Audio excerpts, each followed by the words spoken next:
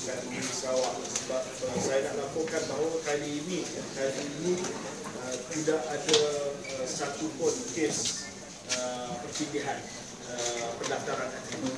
Dulu Sukan Malaysia ni kita ada banyak kes protes sebab negeri-negeri akan daftar atlet yang sama.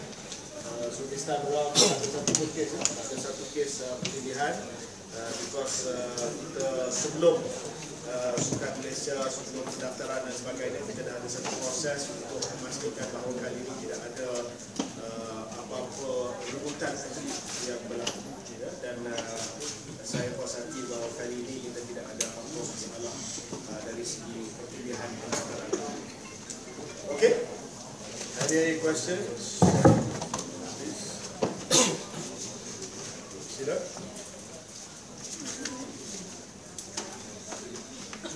Yes.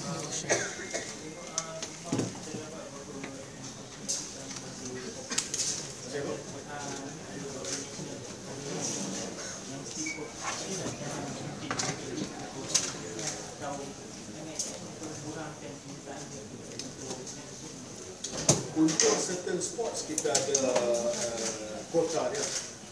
Macam team sport kita ada quota, ya. Dia tak boleh melebihi bidangan yang telah ditetapkan oleh Persatuan Sukan tersebut. Kalau tak silap saya, contohnya dalam hoki dia 3 saja national player. Kita benarkan sebab ada sebahagian daripada atlet kebangsaan yang masih lagi sebenarnya atlet pelapis. Mereka masih lagi junior atlet, tetapi usia mereka masih lagi muda. Dan bagi saya, kita